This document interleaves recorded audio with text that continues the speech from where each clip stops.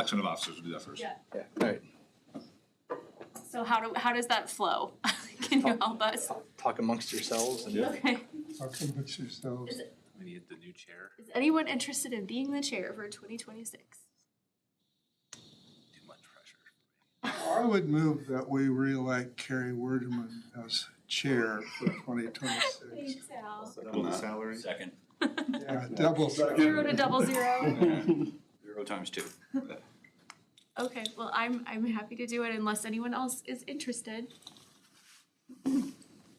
Okay, so do we do a vote? Like, how do we do a? Vote on that. Okay, just all, or do you need a roll call? I think all are. Okay, voice vote is. Yeah. okay, all in favor?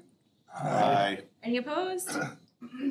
Okay, motion We passes. need a vice Yeah, chair. and then we need a vice chair. So a little note on that, Lynn, you're vice chair currently. Yes. Your term expires June 30, so take that into consideration if you want to, When's my term end? next year, the year after. You're I think it's welcome. Get 26. off that easily. Yeah, I think it's 27 actually. I think it's So, take some time to think if you're gonna re-up or not. And I plan on re-upping, so. perfect. Perfect. Are you interested, are you open to remaining the vice I chair? will unless somebody else wants to Interested? take that battle. I'll nominate that Lynn takes vice chair. Sure, second. All right, all in favor? Aye. Any opposed? All right, motion passes. Perfect. All right, Great. now we can move on. All right, sorry about that. Thanks, guys. Congratulations. Campaign. Also doubling your then. Keeping the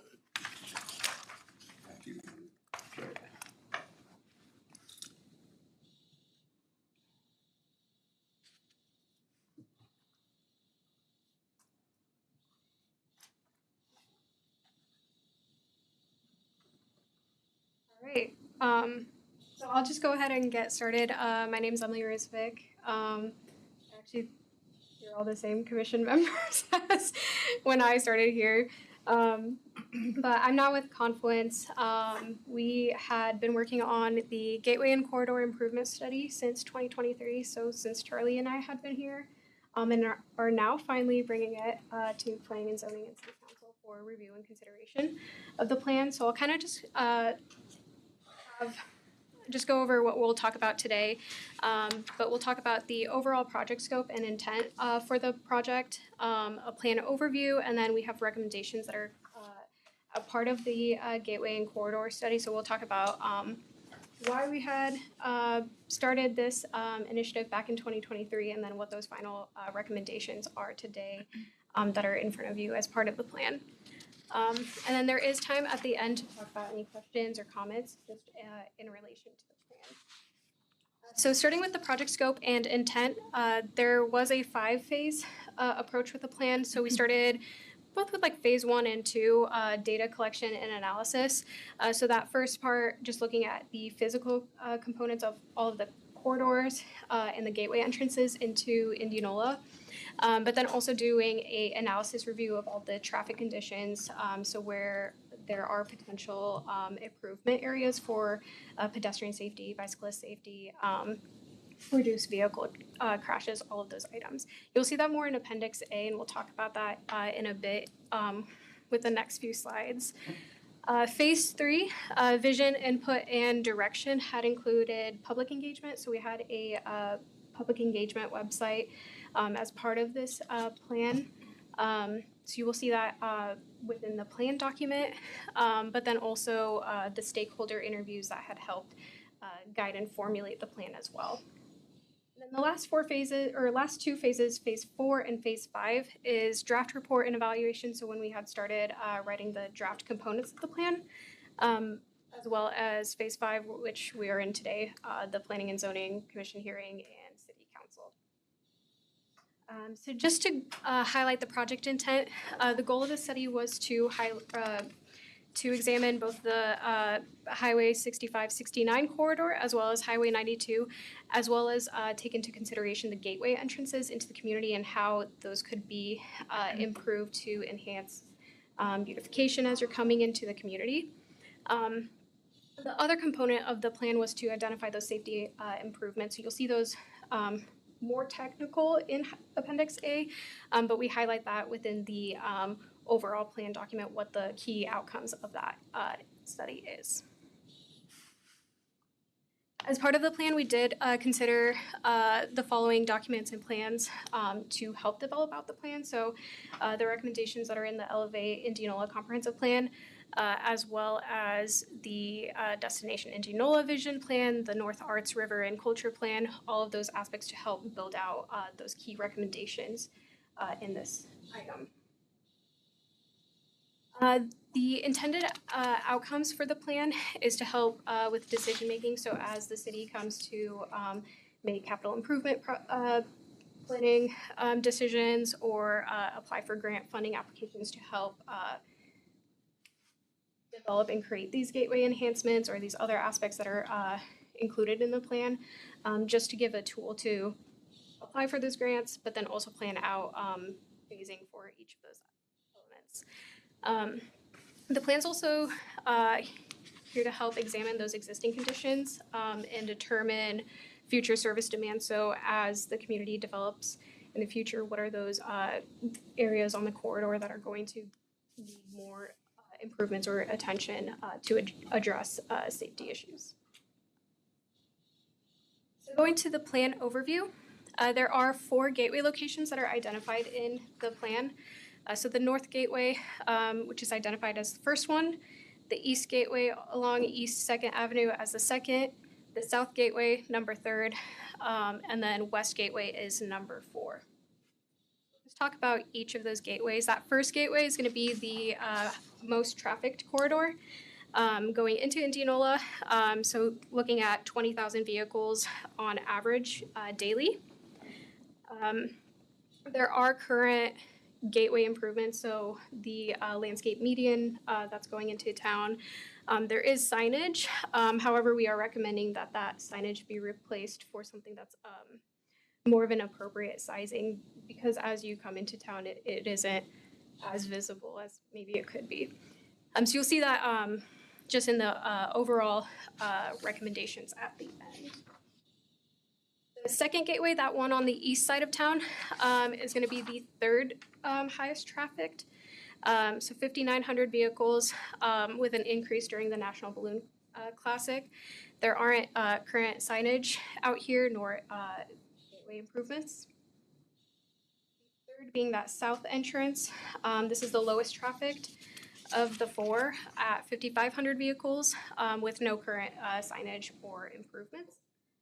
The last one is going to be the 2nd highest trafficked, that one on the west side of town with 8,700 vehicles, but also not having any signage or improvements for this entrance.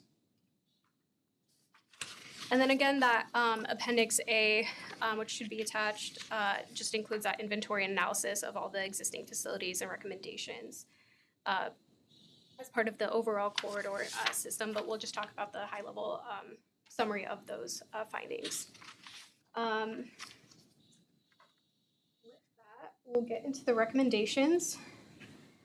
So there is a recommendation on hierarchy for all the signage, identifying gateways 1 and 4 as being the primary entrances into the community due to traffic counts and the key destinations that are leading you into Indianola from here. So we're identifying those as the primary entrance, as then gateway 2 and 3, because they're a lower traffic count, as a secondary entrance. And what this essentially is meant to determine later on is what the overall funding and hierarchy of the sign is. So if we want to have a larger sign, we want to prioritize those for 1 and 4, and maybe we have a smaller sign system for the 2nd and 3rd one, rather than having 4 large signs or 4 smaller signs. So going into the sighting locations for each of them, the first one, we're proposing that the new signage location for Gateway 1 be extended further north into the outside of the city limits to accommodate for future growth. So should Indianola continue to grow north, that it doesn't grow past where the signage location is, kind of being on the outskirts to identify that you're coming into Indianola versus having it in the cups or in the middle of development where it's already occurring. We're also showing it being more extended north just to accommodate for the sloping terrain, just to get it more visible as you're heading south into Indianola. Right now, the sign that is currently out there is kind of at the bottom of a hill with tree canopy and coverage, and the sizing is a little smaller, so you don't exactly quite see it when you're headed south. The second gateway sign on the east side of town, we're showing that location right when you hit that curve, just to maximize the visibility along the street, along with some considerations for enhanced beautification elements such as street trees. The third location for that south sign, we are showing that further south just to accommodate for the floodplain and sloping terrain that's there. Those will be elements that will need to be considered for the final design of the sign, just to ensure that it's elevated out of the floodplain and to prevent further damage should the area flood around it. But then again, pulling into those beautification elements for streetscape along there as well. And then that last sign for the west entrance, Gateway 4, we're showing that at the edge of where Indianola is developing and about to develop out to, but showing kind of tying in those elements that we currently have on the north side of town. So the landscape medians, having street trees, all of those aspects to tie those together. Question on that. Is that just located just south of the Catholic Church? Yeah. Pull that out. So it should be right at the edge of like where city limits is today. I think that should be No, it's R63. maybe a little more west of the church, but More west, okay. All right, thank you. So is kind of where the dots are on this illustration, that's where the signs would be proposed. Okay, general thank you. locations, yep. I have a question too. For that first one, for the first sighting, where is that approximately? I'm just curious. I always wondered why Simpson College has a sign that's like pretty much south Way side of outside of Des town. Moines. Yeah. Oh, it looks like it's just the turn past, like before Hayes, It looks just before the car dealers or the car dealership. flooring place. Okay. So that would still be south of the Simpson It's College, or south of the Simpson College sign. I think so, yeah, I looked at it today, it's really far north. Yeah. Where that's rendered is where it is right now. Yeah. This is Yeah, the sign maybe right now. is the rendering kind of where it's at or not? I think it's proposed farther This north one? than where it's rendered, Okay. Number one. Yeah, right at number 1, so just north of way farther north. city limits. And I think the one thing to kind of note with the locations is it is kind of dependent on property owners and the city being able to cite the sign in that location with property owners' consent and if they provide an easement. So it might not be an exact location, but in a general scope of where that is. That actually answers my question, because I was gonna ask if the city already has, if it's already in right of way where all of these are proposed, or, no, okay. I have a question about the primary interest number 4. You talk about a landscape median. Would that require a change in the highway? I mean, would that mean more construction out there to put a median in? That highway was just recently redone. Yeah, it would require additional design documents, but it's not saying that there has to be a median, but if there's like a potential, if the road were ever to be redone, that could be something into consideration, but. And there used to be a lot of trees out there before the highway was redone. Okay. Taking our trees. Well, there are all kinds of flowering trees in the springtime. It was just lined with flowering trees along on the north side in particular.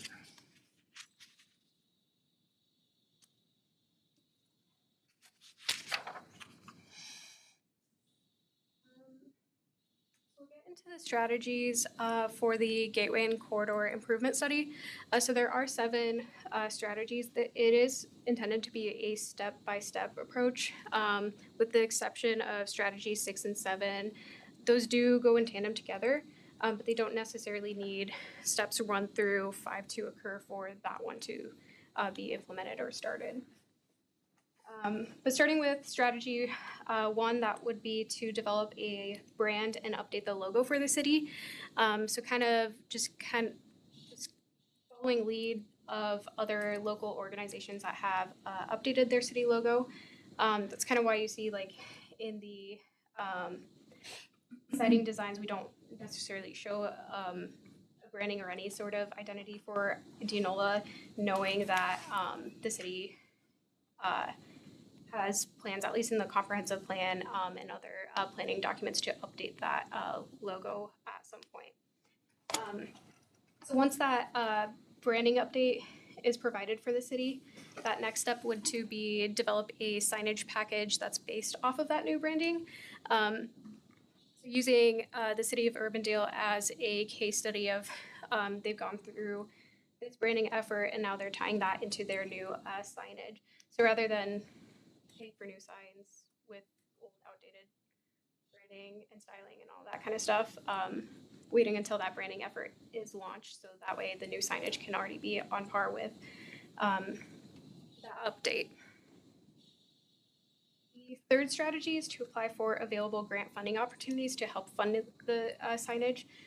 So there are opportunities that could be leveraged to help support this, whether that's through Iowa Great Places Designation Program. I know that Indianola has already applied for something through this program, but if that opportunity is available again for the community, that this could be something that helps support that. Otherwise, other opportunities, the Philanthropic Partnership High Impact Grants, Prairie Meadows Community Betterment Grant, Iowa Arts Council, and Trees Forever to provide trees and landscaping for the signage. So one case study for this one is the porch swings and fire swings or fireflies for the city of Bondurant. So if you're going north into Bondurant along the highway, this is one signage element that they actually leveraged multiple grant opportunities to help fund for their community, but could be something that Indianola could replicate here too to develop signage. So in the plan, we just summarize each of those funding mechanisms as well as the funding amount that's provided for those. Strategy 4 is to work with Planning and Zoning Commission and city staff to develop parameters for a zoning overlay district with desired outcomes. So this would essentially be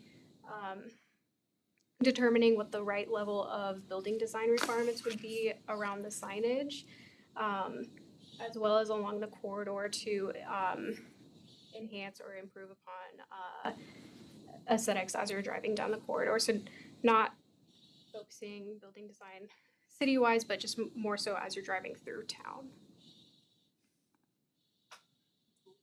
Can I ask a question?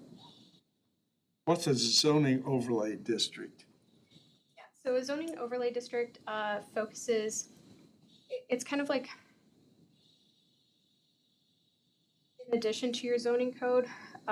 So you have your general building design requirements that apply for your certain districts. So commercial, multifamily, industrial, all of that.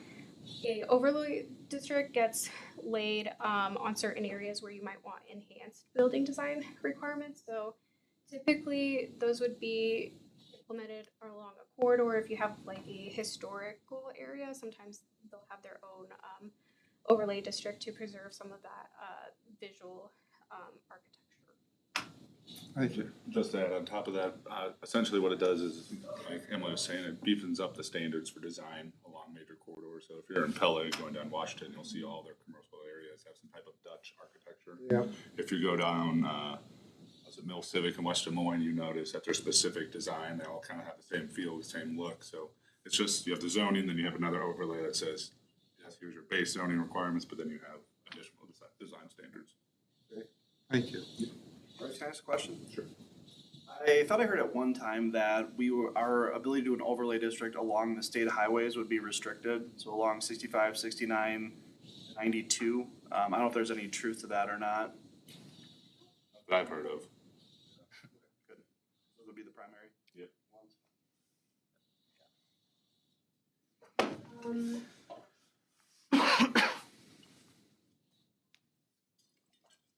Then the next strategy is utilizing best management practices for landscaping in the corridor and then around the gateway signage.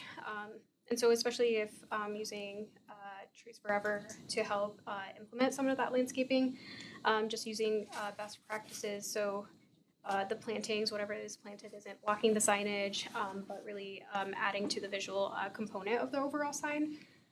Incorporating native plantings or low maintenance plantings as well to reduce those maintenance costs. And then providing street trees where right-of-way would allow for enhanced landscaping. So these next two strategies, these don't have to occur with the previous strategies, but these are going to focus more on the pedestrian safety aspect. So the first strategy is to consider applying for state and/or federal funding along corridor segments that are identified as high-level potential crash reduction sites. So these are just going to be segments in the community that if there were some intervention from either the state or the city, it could lead to a reduction in the overall crashes or incidents that are occurring within these areas. So the first segment is highlighted in purple. But this is going to be US Highway 6965 between North 1st Street and Plainview Avenue. The second segment is US Highway 6965 between North 1st Street and Euclid Avenue. And then segment 3 is going to be leading west to east along East 2nd Avenue, but between US Highway 65, 69, and 4th Street. So each of these segments are identified in that Appendix A with some potential improvements to help reduce the overall crashes and incidents that occur in these segments. They're identified within the plan because they lead to grant funding opportunities that the city can leverage to help make those improvements.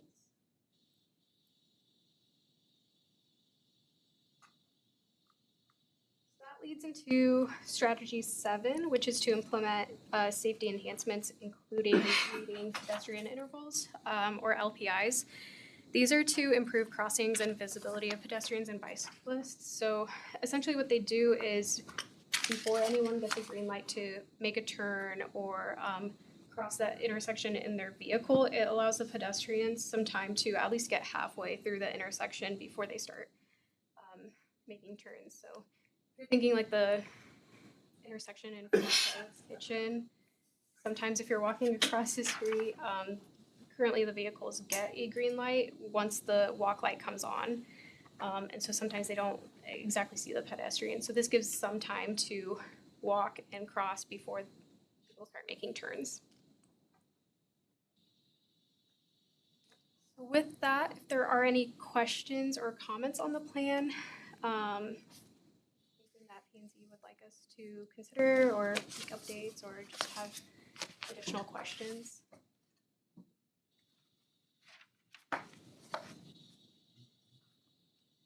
My question would be on if we implement one of these, just like looking at the Brookings, South Dakota strategy number 5 with plantings and whatnot, is like who maintains these plantings and signs throughout the years? I mean, this is an added responsibility, and who takes that on? I can actually speak to that. So I came from Brookings. Our Parks and Recreation staff there retained them, so they became property of the city, so then they became city maintenance responsibility, so city staff. Okay.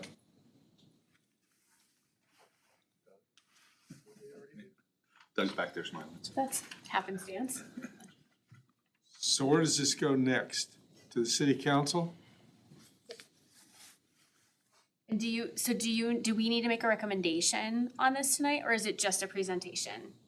I guess I should be probably looking at, Bryce or, Yeah, I think it would be best to have a formal recommendation. okay. Yeah. Okay. Are there other questions before we? So if we don't, if we decided on an option that doesn't, discuss the grant option, does that mean the sole responsibility for the cost of this is on the city? Pretty much. Yeah. That's one question. Number 6, these high-level potential crash reduction areas. Is that based on actual crashes or traffic flow, or where I'm going is, why wasn't the area out around the high school and the middle school highlighted as one of those areas? Especially given the terrific backup you get of vehicles in the morning and in the afternoon, of vehicles on Highway 92 plugging up one entire lane of the highway. It seems to me that's really a potential crash area. I'd have to look back at Appendix A as to why there might be specific language within that area, but I'm not sure that it was identified as a high-level potential crash reduction. Maybe there were other aspects that could have been considered, but I'd have to take a look and get back. Thank you. Is this the traffic control study that we've kind of been waiting on for a long time in regards to kind of some of that stuff out at Pickard? I know when we did that Pickard Estates plat, they were waiting on this traffic study. Is that what this is kind of from? I wouldn't think so. I don't think the state's. That was a DOT study. Yeah, I think, if that's so. access management plan, I'm not sure, and Emily can correct me if I'm wrong, but I'm not sure if those were corresponding documents. The traffic component of this plan, we actually had FHU help assist with that because they were also doing the overall MPO study for the greater region. So a lot of those recommendations had been pulled out from that, but then also additional items examined for the areas that there are a lot of crashes or there's potential opportunity to reduce the amount of crashes. I think some of that was dependent on like what the improvements could occur in that area to reduce the overall crashes to help define the PCR, but I'd have to take that in. Bryce, do you know, has that DOT study been finished up yet, or? Very close to being finished up. Do you know, kind of related question, that, and it's highlighted here, but just specifically on Jefferson near Hy-Vee, I guess that would be near East Iowa, the jaunt that's more pronounced as you're going north than as you're going south. At the car wash. Yes. Is that an area that's under consideration for, like, I don't know that I've seen crashes specifically there, but I've been one. I was like, but I can't imagine how there hasn't been because it is a very distinct jaunt. I'd have to. It's in that zone anyway. Yeah, it is in that zone, so I wasn't sure if that was specifically called out at all as one of the, like, components. Yeah. What we can do for the city council meeting, I can call out like what those specific areas are that are called out within each of those segments, but then also bring back if there are any recommendations for the high school area if that. That's a big one, for sure. There's a lot of traffic there. I mean, And it's gonna be more with all those townhomes, once those Yeah. go in, that's gonna be more traffic. I've already heard from some people over there about that. I kind of have a follow-up question on that one too, for strategy 6, when it's talking about in these potential crash reduction sites that's listed here, is that what they're suggesting the sign goes, is in these areas?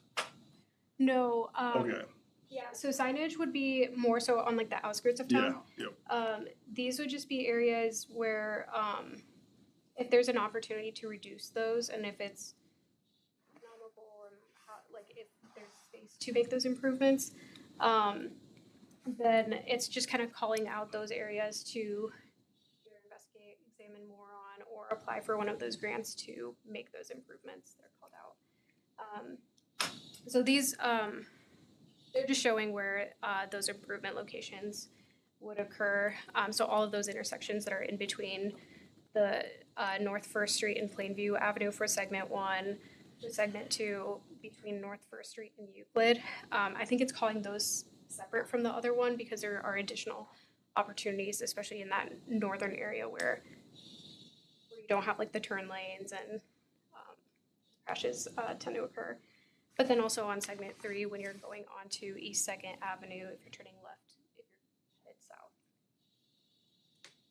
So the corridor improvements allow us to get into more grants to do improvements elsewhere within the city is what it comes down to. Is that So this plan, stated right? yeah, so this plan would be step 1 on applying for some of the traffic improvements just within like the segment areas. So for like the PCR areas, having those identified and what the recommended improvements are for those areas would help provide the city with an advantage towards applying for those grant programs. Yes. It's like the backup documentation that's needed. Okay. I think another point to highlight here would be, identifying where these key areas are allows us, when a development is imminent around these areas, to say, hey, how can we improve our pedestrian safety? Developer, can you do X, Y, Z? So, I'm a little confused on this, so what we're looking at is kind of something, what do we want to, are we basically trying to figure out what we want to take away from this study? Is that what we're kind of trying to decide? Basically live as an appendix to the comprehensive plan. Okay. Kind of guide future ideas, placemaking, beautification, pedestrian safety elements that would kind of impact how we review or plan for projects in the future. So to simplify, are we trying to decide which one of these 7 strategies we kind of want to go with? Nope, it's just kind of adopting the plan as an opportunity to develop future policies if we wanted to.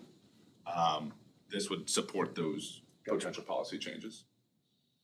And for the city council to appoint some kind of committee somewhere in the community to come up with brand and logo. And that could be, yeah, absolutely, I Do we think. have a logo? Yep, yeah, I think it was recently just Yeah, this is recently redone, I thought. redone, yeah.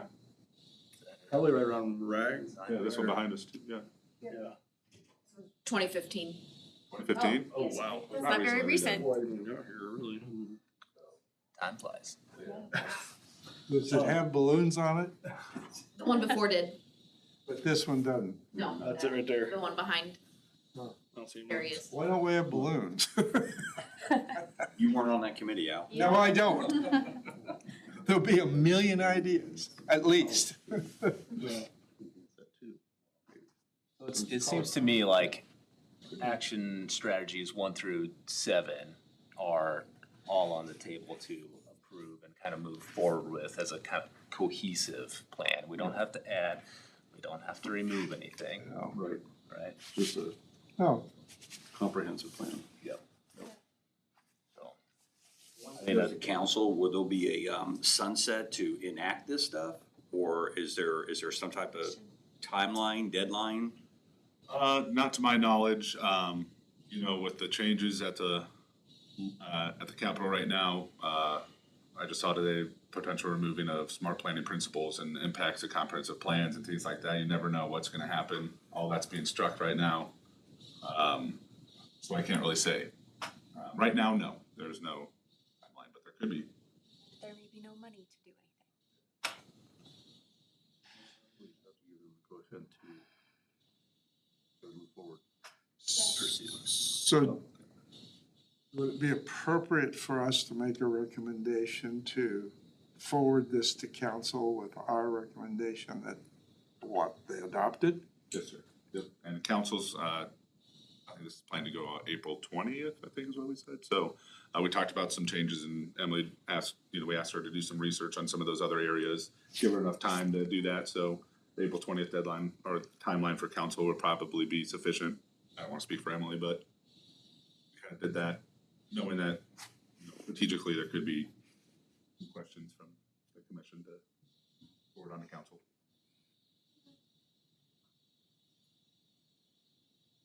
I would move that we recommend the adoption to the city council with some of the appropriate changes that have been discussed tonight.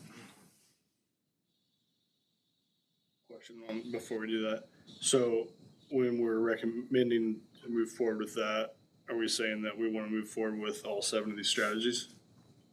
I don't really No, think we're there's just been any recommending changes. the council review and adopt the plan that they can pick and choose out of there. Okay. They don't have to follow those and they're not really given as a priority, I don't believe. They're just 7 different strategies and they're free to reassemble those the way they want to. Because a couple of them kind of seem redundant between, signage, 3 different signage ones on here, so it's like, okay. That's what was confusing me. I think 1 through 5 kind of go together in Agreed. sequence, and 6 and 7 are kind of a separate Yeah. issue in themselves, just a bundle. But I don't think we discussed that anything needs to be changed to this plan. I think we're all on the same page that these are all good recommendations for the betterment of the city. At least that's my interpretation of the situation, so. I would move to recommend this to city council. We can actually just Second. second. You said second. Justin second. Okay, well, he said recommend with changes. So I want to clarify, I don't think we talked about any changes. Well, I think it's There just was- the points of where clarifying the traffic. Yeah. Justin's correct. Yeah, we didn't really have any specific Okay. changes, but we did have questions for reanalysis and things like that. Sure. So I'll Thank you, second council. Al's motion to approve to city council Yes. officially. I assume you would prefer a roll call on this one. Ferris, Yes. Wordeman, Yes. Stecker, Yes. Weiss, Yes. Nate. Yes. Piper. Yes. All right, motion passes. Emily, does that April 20th timeline work for you? Emily, good to see you. Thank you so much. We appreciate it. Thank you. Thank you. All right, and item 6C, approval of the final plat for Kentucky Ridge Commercial Plat 1. Give me about 4 minutes to get set up here. Wires, James. Rewire. Yeah.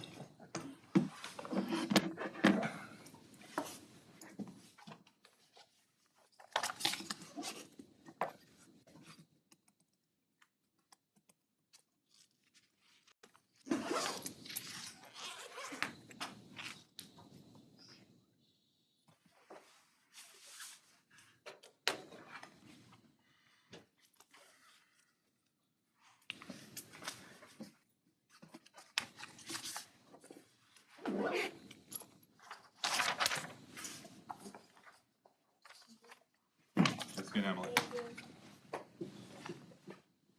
Thank you, Commissioners. Tonight, we have before you a request from the Inception Group LLC, represented by Jason Ledden with Snyder and Associates, who are requesting approval of a final plat for Kentucky Ridge Commercial Plat 1. The property is located near the intersection of North Jefferson Way and East Kentucky Avenue.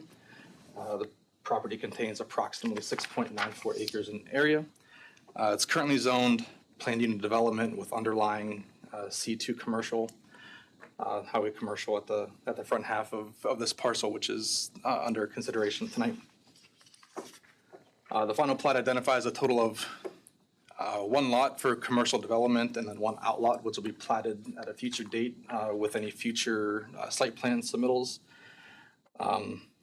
The lot 1 is 2.86 acres in area, and the outlot is 2.86 acres in area. Lot 1, which is the front half of the lot, is 3.93 acres in area. Both lots, I guess the lot 1 exceeds minimum requirements for the C2 district. Planning Commission and City Council previously approved the final plat for Kentucky Ridge Townhomes Plat 1 in 2024 and 2025. And now the developer is phasing the project out to plat one buildable, sellable lot to a developer. In the future, any site plans for that front half of the lot will come before the commission for their review and consideration. The little street lot, and I don't have my pointer, but there's a little piece of the street lot that's owned by the property owner now that will be deeded over to the city for public right-of-way purposes. It's one of those kind of funky things that the property owner owns that's in the city right away. So that will be deeded over to us. A 5-foot sidewalk will be installed with individual lot development on the south side of Kentucky Avenue when these lots develop. The site will be serviced with all public utilities, and those utilities exist in the immediate vicinity, and they'll just be extended as needed to service the development. The developer of Lot 1 will be responsible for their own stormwater detention. All easements have been shown on the final plat, including public utilities, sanitary sewer, storm sewer, water main, and then ingress egress easements. Again, there's the back half of the lot. The final plat is in general conformance with our subdivision ordinance and zoning code. Staff recommends approval of the final plat for Kentucky Ridge Commercial Plat 1. Happy to take any questions.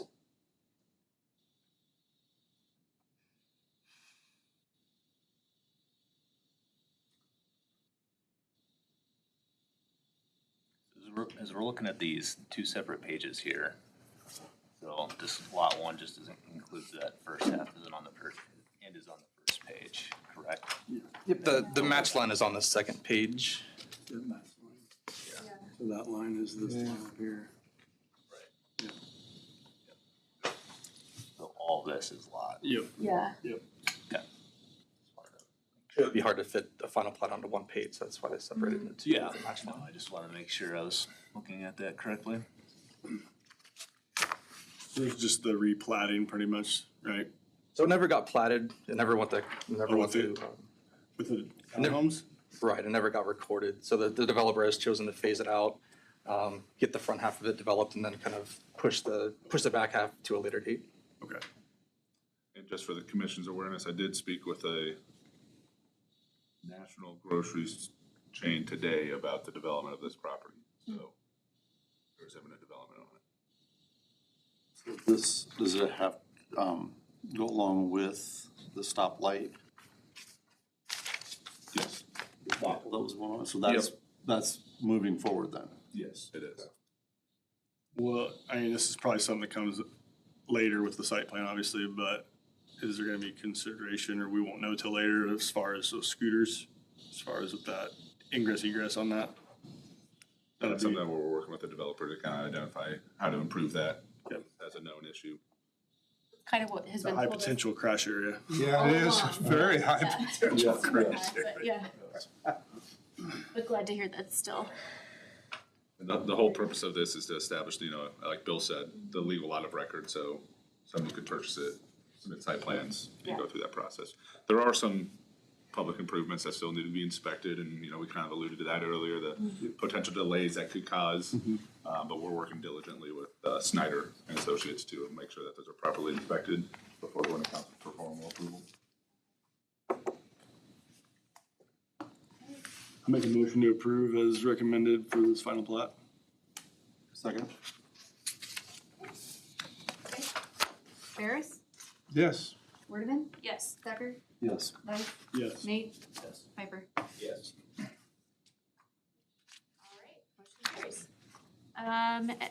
6D, consider sidewalk waiver request at 815 West First Street. Thank you again. A new request for me. We have a sidewalk waiver request for a potential single-family development at 815 West First Avenue. It's at the intersection of South G Street, which is a waiver and a variance from section 136.06, which states that before any new dwelling, business, building, or commercial building is occupied or put into its ultimate use, a permanent sidewalk shall be built in front of the building for its entire width of the lot, and where the lot in question is a corner lot, the sidewalk shall be built for the entire length of the lot along the side which abuts the street. Again, the applicant is requesting a sidewalk waiver along the north side on West First Avenue. The property is zoned R2, So it's already zoned for single-family development. Property is approximately 120 by 150, 0.41 acres in area. The owners wish to potentially subdivide east to west, the single-family home on the north, and then a two-family dwelling on the south. So the single-family on the north triggers that sidewalk requirement. The two lots to the east, they were built in 1930 and 1960, prior to the sidewalk ordinance being effective. Therefore, those two lots don't have sidewalks, likely due to the grade of the properties. As you can see, the sidewalk ends at the alley line there at mid-block of West First Avenue. Part of the problem here is the terrain. You know, our Public Works Director went out and visited with the applicants. It was kind of determined that they would need a retaining wall and extensive grading to sort of stabilize the yard in order to install that sidewalk going east to west. Another kind of issue is if they were required to install the sidewalk where it connects at the turning space at the intersection, then that sidewalk wouldn't would need to be brought up to ADA compliance. There are a lot of underground utilities there, which would cause extensive financial burdens to the developer. I put those estimates in the report.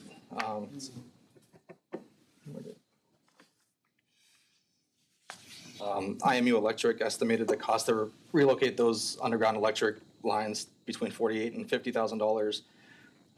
The fiber estimated to be about $13 or $13,000, and then Mid-American also has a line under there as well, which would need to be really relocated because they're kind of shallow, and then with ADA turning space ramps, that slope and a lot of engineering slopes and grades and percentages and things like that.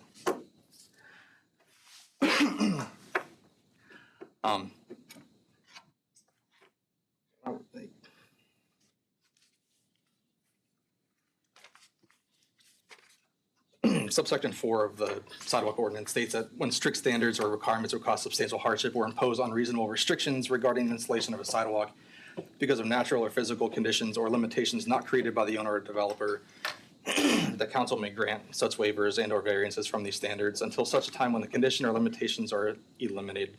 At that time, the developer would have 120 days after notice from the city to have that installed. So the staff recommends approval of this sidewalk waiver because of those limitations, because of the natural and physical conditions of the property and the extensive cost to relocate those utilities. And staff is happy to take any questions. I believe the applicant is in attendance tonight too.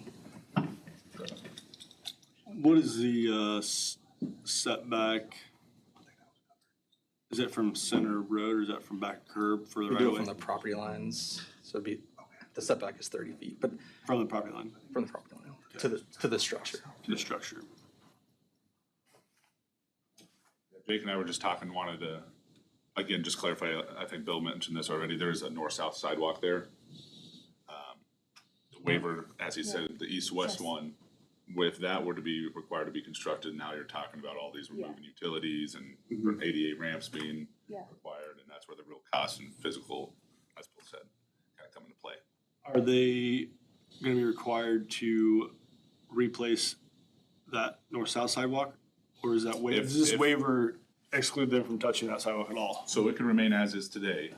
If the waiver is denied, then they would be required to put in that east-west sidewalk, which then would trigger them to make improvements to the north-south. And staff just, it's a sidewalk that essentially goes nowhere because of that mid-block termination. So, not sure if we have an applicant here.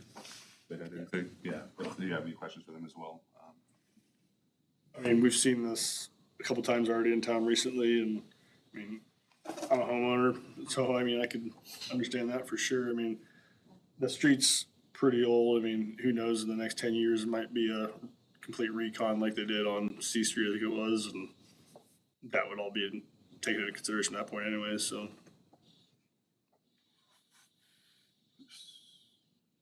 Yeah, so what happens if there is a waiver But in the future, there is some rework on that street that makes it more possible. Then the city remembers to notify them they have to build a sidewalk. It'll probably be part of their street recon then at that point, cause they'll do Yeah, all the probably then sidewalks. be I think Drake would be correct. Be a city project at that point.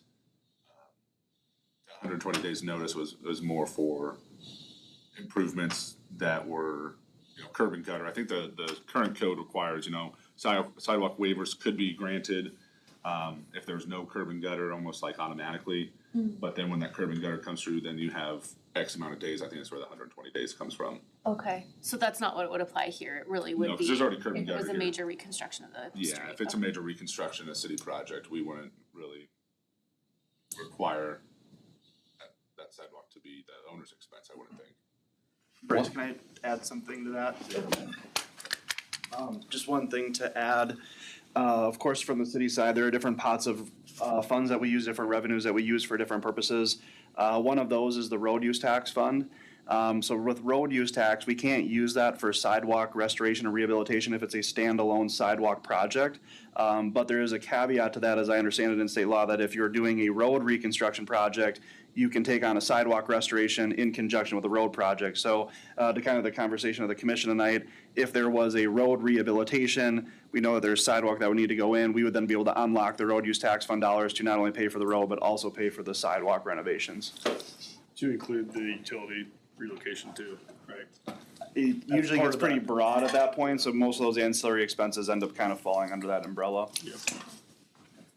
And there's no problem with them constructing the highway or the driveway. I know we're not ruling on that, but if there's a waiver for the sidewalk, I see there's gonna be a driveway constructed there. Correct, there will be a driveway off of West First Avenue.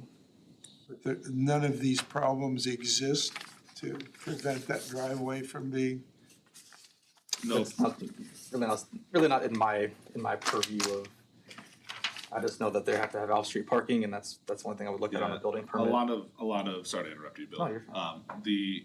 A lot of the infrastructure relocation is on the north-south side.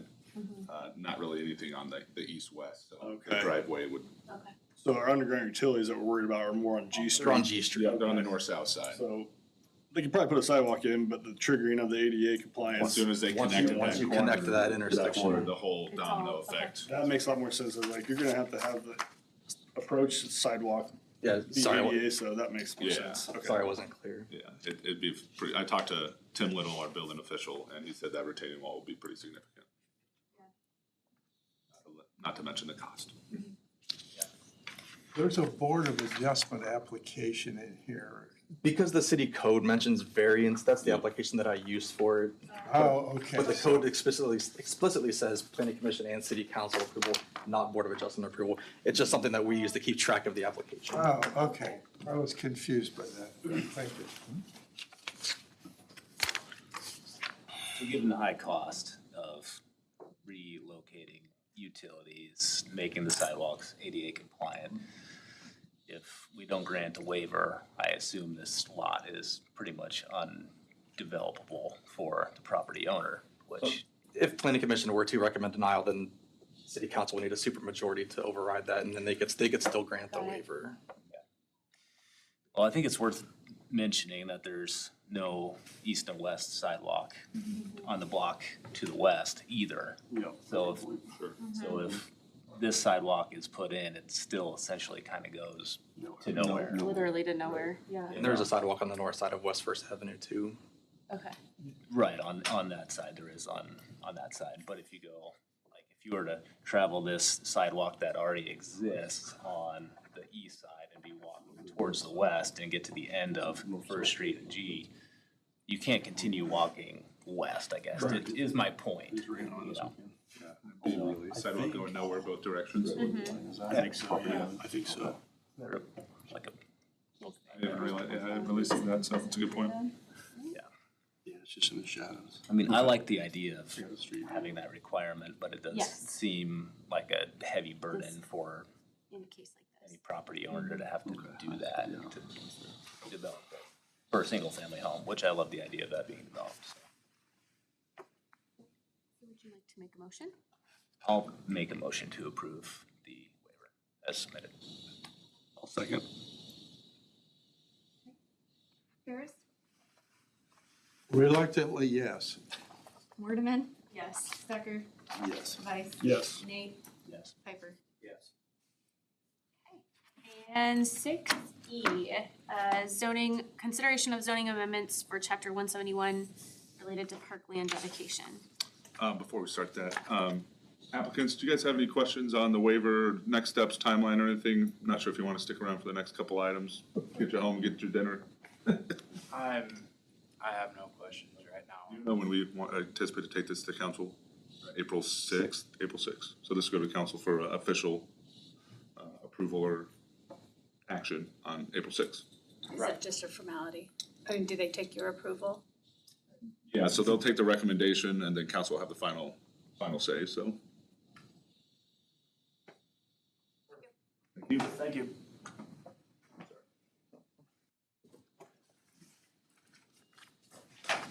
Thank you again. So tonight we have a couple more proposed code amendments. This time related to chapter 171, which is our parkland dedication ordinance. This code applies to all new residential development. There's a calculation per lots for new subdivisions that would trigger how much parkland the developer would have to dedicate to the city. And there are instances where there's either no land available or they could pay a fee in lieu of. And that's kind of where these came tonight, is we sort of had some difficulties getting a mutually agreed upon appraiser to get fair market value, and a lot of back and forth on how it was supposed to work. So decided to take another deeper look at this and really kind of focus on changing that appraising process to having a set amount and then kind of updating those calculations. So the key points for here are it reduces the amount of parkland. So we looked at other peer communities in the metro, Newton, Marshalltown, and then more of the Des Moines metro. Our ordinance states that 16 acres per 1,000 residents are required, which is 2 to 3 times more than what other peer communities are doing. So the amount of parkland that is required to be dedicated is a lot higher than what other neighboring communities are doing. So it reduces the amount of parkland required from 16 acres per 1,000 residents to 6 acres per 1,000 residents. There was a section in there that required the dedication to occur within a half-mile radius of the proposed development. We're proposing to revise that to allow the city and Parks and Recreation to determine where they would like to see the improvements made. Obviously, with something like Pickard Estates, you've got Pickard Park right next to it, but there's nowhere else within a half mile. So let us determine where we would like to see those improvements made. It reduces the minimum size of a neighborhood park from 1 acre to 10,000 square feet. This was recommended by our Parks and Rec Director or Chief of Culture and Recreation, and then ultimately eliminates the requirement that a mutually appointed appraiser shall determine the fair market value for the fee in lieu of option. Instead, city staff has a set amount of $30,000 that will be in our fee schedule, not codified, so we can review it every year and determine if that's still kind of fair market. It's right in line with what other communities are doing after our research. And then the other changes are just kind of updating the calculations within the ordinance from that 16 acres to 6 acres. And I presented these proposed amendments to the Parks and Rec Commission on March 11th, and they voted 5-0 to recommend approval to the Planning Commission. And then upon your recommendation, we'll go to the City Council for adoption. Happy to take any questions. Also, Doug Byland, the Chief of Culture and Recreation, is in attendance. I have a question for you, Bill. I am not very good at what that scale looks like. What does 10,000 square feet equate to? Quarter of an acre. Thank you. Quarter of an acre, fourth the size of the playing surface of a football field. That's more, yeah. That's more helpful. So that would be the minimum size of a neighborhood park? Again, It's pretty small. That feels Yeah. really That's small. dinky. Yeah. it's Dedication in lieu of, Yes, it is. a dedicating area within that development. Most of the developers are just gonna pay the cash because they don't wanna Right. put parkland there. Yeah, which is understandable. I guess the reason I'm asking is if a developer wanted to then put a 10,000 square foot tiny parkland. Probably gonna push people to put a little tiny park in rather than paying the money. That's my concern. That's my worry. Like if it's too small. Yeah, it could be a question for Doug. Right. Only add It's a one lot thing, easier to do that. the parkland dedication ordinance also allows for us, sorry, I'm Doug Byland. Yep. Parks and Recreation. Allows us as the commission and the city to ultimately approve or deny that donation. So there's things in the parkland dedication, like we don't want a waterway, we don't want floodplain, things like that. So it still needs to meet some minimum specifications that we want for a usable park. But if it's a quarter acre and everything about it is perfect, would there be any basis to say, that's not Also really depends on the beneficial? use. Depends on the use that we're looking for. So if we're looking for a small trailhead or something to match, to connect the trails or something like that, Okay, it could still be usable for sure. is that what's driving that size change, or what kind of went Yeah. into that size? So ultimately, the parkland dedication could be a trail. So if we had a trail section with a small little shelter or something like that for people to go from one point of the community to another, that gives us that Okay. leeway to be able to do that. That helps me visualize it differently. I'm thinking like a tiny patch in the middle of a development doesn't make any sense. That makes a lot more sense. Yeah, we don't want it in the middle, like in the backyard of Yeah. everybody. I mean, we have a couple parks like that where We- if I you're in the lived back- in Ankeny and had one of those, and it was awkward, so. So we still want to make sure it's usable space for what we need for park amenities. So kind of to enhance that a little bit, the developer is still required to dedicate a certain amount of parkland. So though 10,000 square feet is the minimum, they might be required to dedicate 2.5 acres. So even though all we might want is trailhead, they would still be required to either pay a cash in lieu of, or we would determine With the difference. somewhere else to make those improvements. The 16 per acre reduced to 6 per acre, what was in the comp plan? I don't know what the calculation was for parkland. There wasn't anything in there. We were trying to get it, I think we wanted to make it a little bigger than what it is. The national average is around 10 metro area, like we talk Ankeny, West Des Moines, Waukees, all these cities around 5 or 6. So we're wanting to be continual with what they are. A question about the cost. I see the recommendation here is 30,000 per acre is satisfactory. Why not use the average cost of a lot in the development?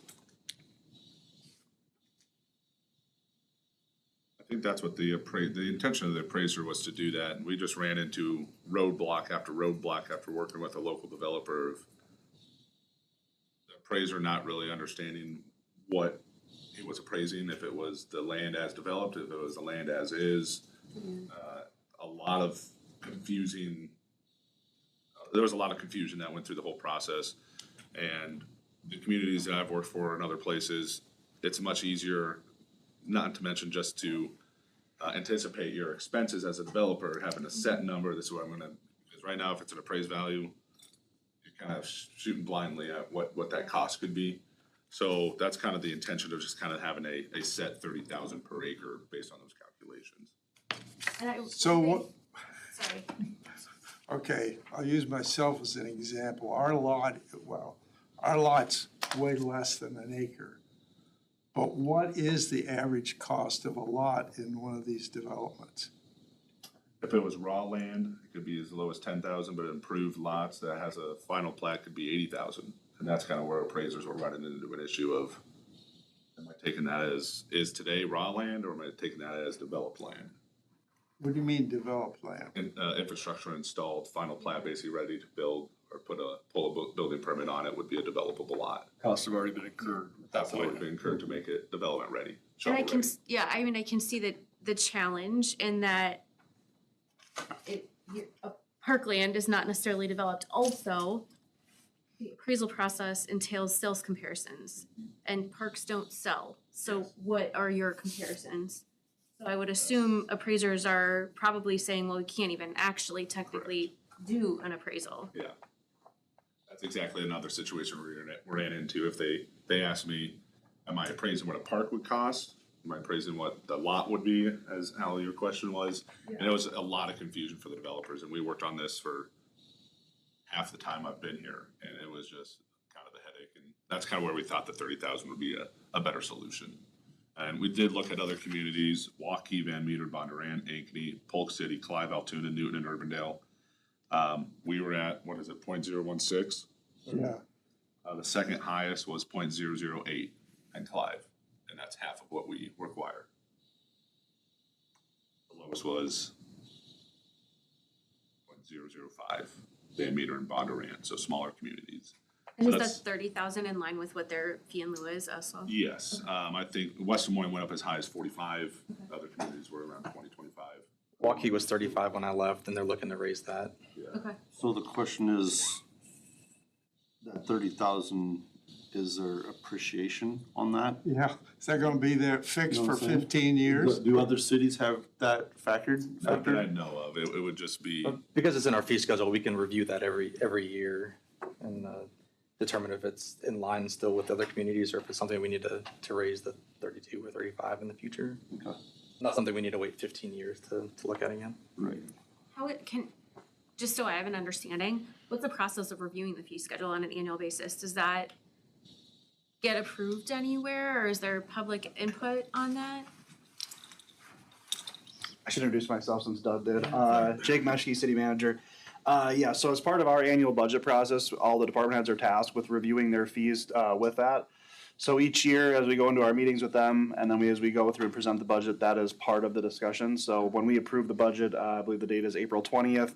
We'll also have a discussion on the fee schedule, and that is a culmination of all the departments doing what Bryce had talked about doing, is benchmarking our fees against our peer communities in the region to make sure that we're competitive in the market and appropriately looking at cost recovery. Thank you, that's helpful. And this fee schedule would be to Doug and Parks and Rec or community development? every department has their own fee schedule that we review every year, and we would work collaboratively to identify any changes. It's a good question. All good questions. The other thing is it uses an estimate of 2.4 persons per household. Yep. Given that this would be applied not to existing neighborhoods, but to new developments, which tend to be skewed toward young and kids, Multifamily. I don't think 2.4 is valid per household in new developments. It seems like it's much higher than that. I can go out and drive east of 15th Street, and way more than 2.4 people per household out there. Yeah, that was the number that was provided by Confluence when that zoning code was rewritten in 2020. It's not something that we, But that's citywide. That takes into account old people like me and my wife, you know, that only have two of us in a household. And I also think it would, Your wife, she's old. it may even be, Don't tell your wife you said she's old. Well, she is. I'd also think, it was probably countywide too, just considering what Confluence was doing, when they were reviewing this. And then that was also calculated by the last census, so. I was gonna say, I would assume it's tied to a census number. Yeah. of some Al, sort. you're probably not wrong, so. Well, it undervalues. It drives the value down. Now, if that were up higher, those school superintendents said with kids in school, he always figured 3 to 3.5 kids, people per household. That's probably just his figure, but it seems like it's undervaluing. Yeah, we can definitely take a look at that. And again, in my experience, it was always based on a census, but, you know, if the commission wants to increase that or decrease that, or we're here for recommendations and we can adjust accordingly.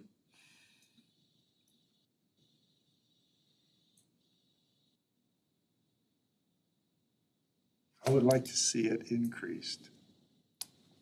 I don't have a magic figure, really. Yeah, and I think one thing we should be aware of also, and just considering, we don't wanna outprice ourselves from a development perspective. We wanna be competitive. We don't wanna lead the pack. Even though the benefits of that would be imminent and immense, from that perspective, but I guess it's just my frustration that Indianola's been competitive for a long time, and as far as I know, the city has never bought 1 square foot of parkland. Not 1 square foot.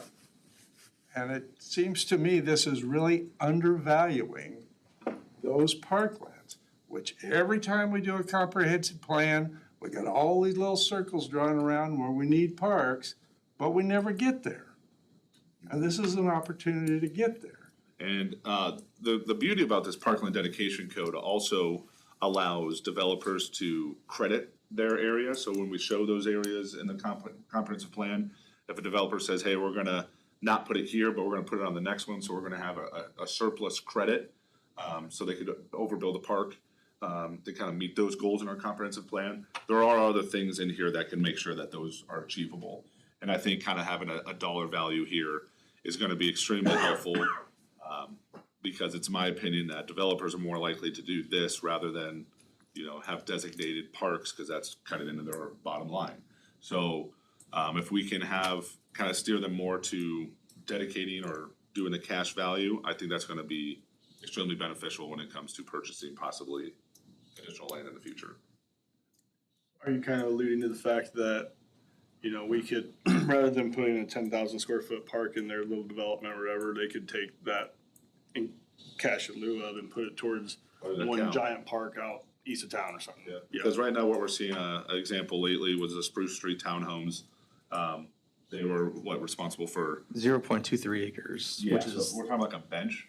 Yeah. So it's like, give us the cash and we'll let Doug go do that Combine it with elsewhere. others, yeah. But that's where the whole issue with the half mile came in, cause it's like, we're not gonna what are we gonna purchase for Yes. $7,000 within a half mile? Let's get rid of the half mile, have it citywide, let Doug be the keeper of that money to determine where those parks go. So I should have answered your question before, but I want to check my notes.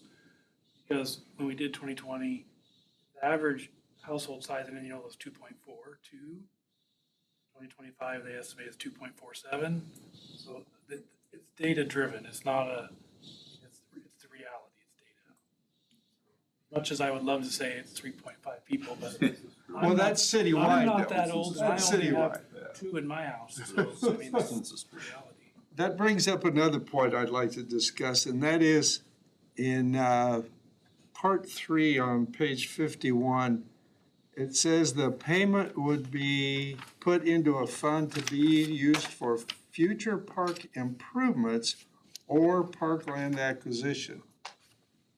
I would like to remove that future park improvements, because that just gives a chance for that money to get sucked into day-to-day expenses and never see another acre of parkland.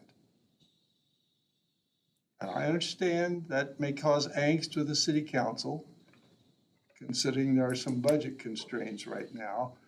But I would hate to see this just be used as a substitute, because I've been in government long enough to know what happens. Every dollar that's available there, they'll get less money out of their regular budget, and this will be the substitute for it. So I would really like to see that taken out, so that it has to go to an account for future park land acquisition. Is there a restriction currently where, let's say that $30,000 goes to parks, that it's in a surplus budget for the parks at that point? Can that, in your instance, can that whole 30,000 be taken out, or is it, a portion, like a fraction, up to a certain amount of that percentage of that 30,000 can be taken out? So I can add that we do have a special revenue fund for our Parks and Recreation Department. Ultimately, though, the City Council has authority over that. So, yes, it's designated, it's been donated, we have it down as parkland, or we have money that's for trails specifically. We spent that last night to make trail improvements. That fund is there. So it's there, we have the tool in place to keep that money for future as we build a savings account per se. 30,000 and that 30,000 and that 30,000, so we can go buy 3 acres somewhere. But ultimately, the council could change their mind, so. So we're leaving it up to council at that point, pretty much. But the public, I mean, at a public meeting, so Yeah. it would be. And I think there's But a, if you take it out of here, They can't touch it. yeah, And I hear what you're saying, Alan. I don't disagree with you. My concern on the flip side of that is what happens if we get into a budget scenario, given what's going on at the state level, where there isn't sufficient money to maintain the parkland that we already have? Do we want to, what happens if the city winds up in a position where they have funds to purchase new land, but not to maintain the land that we already have? And I don't wanna end up in a situation where we're asking kiddos to play on playgrounds that are in disrepair or whatever because the funds are tied up too. But maybe there's a different way to word the language that there's a safety valve of some sort. I don't know. Cause I hear what you're saying. I just would hate to get on the flip side of the coin as well. I think one thing I'd just like to add to that too, I guess where my mind goes is a little bit along that sense, but I also view if you take out the park improvement language, it could put the city in a position where we have money to buy land and then no money to construct anything on it, right? So all of a sudden we're buying park land and then we're not able to put playgrounds, basketball courts, or any improvements on the land. So what we end up just buying is basically green space, which of course there's value in as well, but most folks that look at park, they want to have some sort of constructed amenity to go along with it.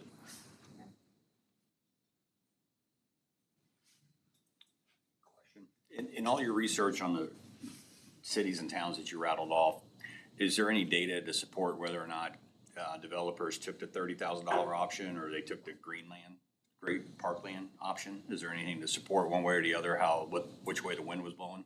no, it's purely development driven, developer's decision. Usually if there was some type of regional aspect in it, they would be more likely to construct or maybe designate some space for that parkland, but I've seen developers do both, and there's not really a deciding factor. Got it. Can I ask another question that's sort of related? If the developer decided to go ahead and do the parkland, would the city always accept that as a public dedication? Would there be, and I'm asking this because I've developed in cities where they've said, no, we wouldn't accept it, you would need to maintain it, in which case it's a developer liability, so don't know what the sentiment is here. So exactly, yeah, there is language in the ordinance that allows us to not accept it. Also, we're working on a policy for donations in general, so there's that tool in place where we could say, thank you, but this isn't gonna work. So again, we don't want it to be a 30-foot embankment that we can't develop at all.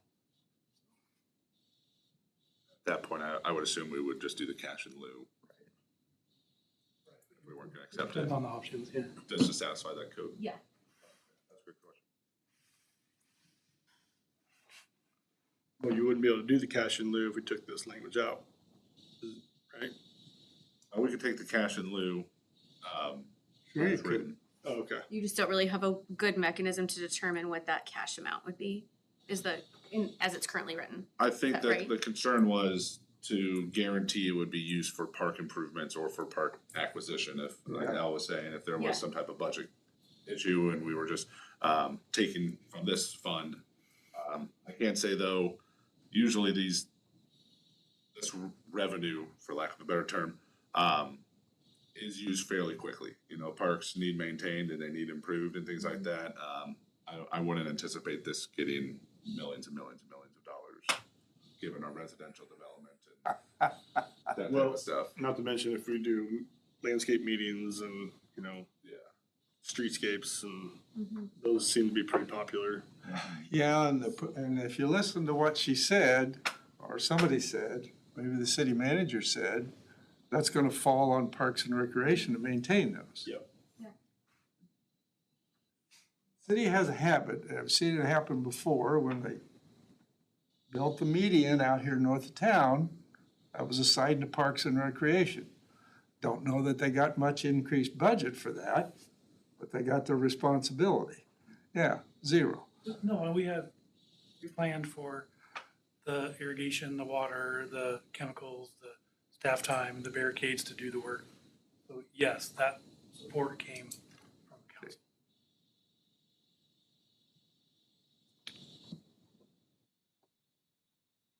Is there a nice little chart that shows what other neighboring cities do for their agreements? For dedicating parkland, fee and lieu, I mean, obviously the comparison's been done. Yeah.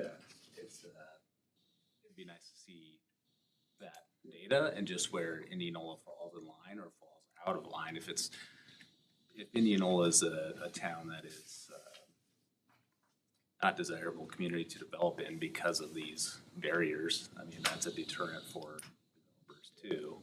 It's just how do we make the adjustment so it's maybe more in line with other neighboring communities, making sure that we provide or get the value of, the land that we have here too. And maybe that would provide clarity to Al as We well. can definitely put that together. Just kind of given the genesis of what started this is we had a developer come through with residential parkland dedication was triggered. And then we realized, holy cow, this assessor is an appraiser is challenging. So then we thought, hey, let's just, look at what else could be changed in here. And then we noticed the 16 acres per 1,000 residents is double, almost triple our other communities. So then we just kind of wheel spinning, probably, saw some other things that needed to be cleaned up.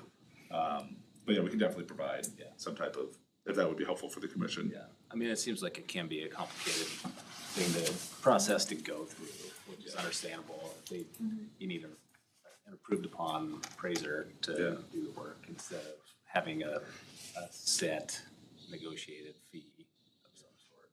Yeah, we can definitely provide that, if the commission would like to see that before making a formal recommendation. Yeah, that's kind of the decision. More of a data point to Yeah, we can base also our provide it to decisions council off to make of sure it's a and little bit more compare. clear. Might be good, definitely provide it to council. Lay that out in a little graph. Nice to have.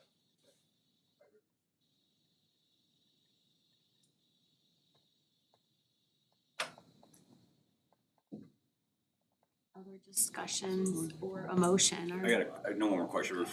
Doug, how did this get to this council again? Is this, or this Planning and Zoning Commission? Parks and Rec did the homework first, you guys did your due diligence, and then it gets here, and then it goes to city council? No. Or we're just a side ramp?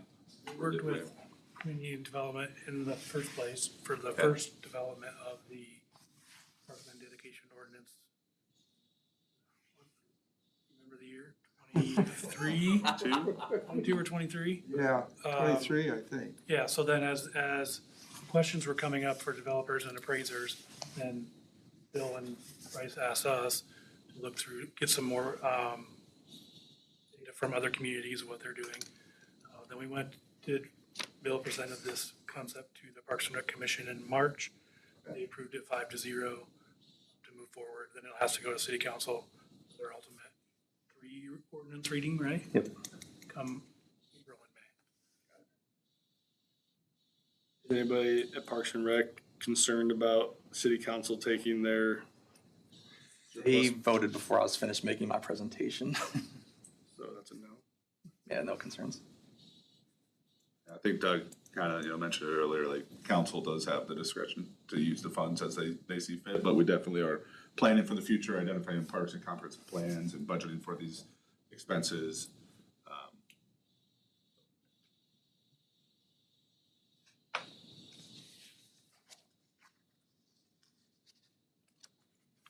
If anybody has any questions, more questions, I'd like to make a motion to, I don't know if you say table this or, review this with, the requested comparisons to other cities before moving forward with a formal recommendation. Is that what I can do? So would that mean we would just not take action? Or do we have to make a vote to not take action? How does that work? Well, if it's a motion to table, I believe that takes precedent and ends the discussion right there. Okay. Is that, Or you make a motion to approve and everybody rejects it? or does it, I mean, if I make a motion to table, is it stricken then? Well, it stopped for this meeting until Till we get more information. Until we would agree to take it back up off the table. I think that's the Robert's Rules of Order. Yes, that is correct. So if you motion to table it without any qualifiers to it, it would be tabled until this body took action to untable it. What I'm understanding, I believe from staff's perspective, all this information's already been accumulated, you just have to put it into a chart. So I would assume you would have that ready for the next regularly scheduled planning commission meeting. Yeah, Table is the wrong word to use. No, I think tabling is right. I think what you could do, and you might be able to help with the Robert rules, but I think you could make a motion to table it until the next meeting. And that way you wouldn't have to do a separate motion, because I think then you can get in a messy situation by technically following Robert rules where you're supposed to just take it off the table the next meeting, and then it comes a question if you can actually talk about it that evening. So if you make a motion to table it until the next meeting, I think that's in line with Robert's rules, and then you've got a defined timeline of when you'll talk about it next. I would rather say, rather than tabling, delay it. Yeah. Delay consideration until, because I think you're correct, you have to, because it's technically not on the agenda. Correct. But that way it would be on the agenda. If you just delay, if you made a motion to delay it until next planning and zoning meeting, Make a motion to approve. then we could approve that, and then it could be automatically put on the agenda. One thing I would ask for a little bit more clarification, is the chart gonna be the helpful thing to kind of identify other communities? Because the numbers are gonna be the same, but maybe a little bit more clear for the commission or for the councils. It also sounds like potentially in addition to the chart, to what Al asked, maybe a reassessment of what the appropriate number per household is? Is, if we're already taking time to review this later, is it 2.5 because now it's 2.47 or whatever the case is? I was really just, If there's any additional information, I don't know if there is any additional current information, but it would be helpful to have that. I was just gonna make a motion to kind of do what we did with the last confluence thing, just get some more information before we move forward with a formal recommendation. So I will make a motion to delay this until the next meeting upon getting more requested information in regards to comparison communities and what the appropriation of the funds to Parkland. Second, Ferris, yes. Waterman, Yes. Stecker, Yes. Weiss, Yes. Nate, and Piper. Yes. That way it'll be on the agenda automatically. That's perfect. Yep. Okay, we are through new business. Item 7 is comments, building permit and current projects, anything? I have nothing. Nothing? I had a couple updates for the commission, a few things that have been circling around. The CDBG program, facade improvement program downtown has been finalized. Contracts have been signed. We have a, what do they call it, kickoff meeting April 9th with the contractor and all the building owners. So hopefully permits will be pulled here shortly. After that, late April with construction starting sometime in May. Spruce Street Townhomes had a groundbreaking today, held by the Chamber of Commerce. One of the initiatives I've been working with the chamber is trying to celebrate those development wins, when this commission and our council takes action. A lot of that progress and growth goes unseen. There's a lot of work that this commission and council are doing, and we wanted to celebrate that opportunity. So going forward with newer developments, or I guess with new developments where groundbreaking is needed, we're gonna be celebrating those in the future. And so Spruce Street Townhomes was the first one today. Jake obviously already knows this, but the Hillcrest sidewalk connection has been poured. Was kind of one of the big to-do items on my list when I first started. We're appreciative of that investment and that connection there. We're working on other things on the northwest side, just kind of opposite of that corner right now to see how that gets connected in the future. The Planning and Zoning Commission can expect a urban renewal area, or I should say 2 urban renewal areas coming to the commission sometime in the next couple of months for Deer Run. We are making progress on that development. And as a newer urban renewal area, that will require commission approval. Current development projects on the city's website has been updated. I've been working with Schneider to update all the data on there and polygons and colors and all that stuff. So take a look at that. It kind of highlights and it identifies growth areas in our community where there's significant investment from single family. It's all broken down by land use type. So we finalized that, and that's kind of the five updates of that. Can I ask, the schoolyard development, somebody mentioned increased traffic there. I've already had a couple of people ask me if that was gonna cause an adjustment of the timing of the stoplight there on 92 and 15th Street. Cause and I assume that's a DOT thing. Because it's really long now if you're on the highway, but it's really short if or you got a long wait Yeah. if you're trying to get across or to get on the highway. Would that take some decision by DOT or I think what's the process Yeah, I there? think the planning and studies have already been completed for that, and after the vertical construction has taken place, I don't think there's really a way to go back and remedy that again, but the DOT does amazing things, so never know. It'd be very amazing if they could increase that. Well, that's what I told them. I said, that's up to DOT. And I kind of ducked on that one. Wednesday nights, Sundays, and they're increasing the amount of, services they have, so, that street is really ramping up. 15th? 15th. Oh, yeah. It's like a speeding ticket magnet too. I've never been there when buses are leaving, but I imagine that would be quite increased too with all the buses that are back there now too. I haven't had much problems yet. Yeah, from somebody that lives there. There's been a few instances where getting my kids to school in the morning the traffic's been increased, but I haven't found a rhythm or a pattern as to necessarily why. On some particular days, it's really bad, and other days, like, zip right up. I'd love to, just even like on Hillcrest, love to. All right. Anything else? Anyone want to make a motion to adjourn? I'll make a motion to adjourn. Second.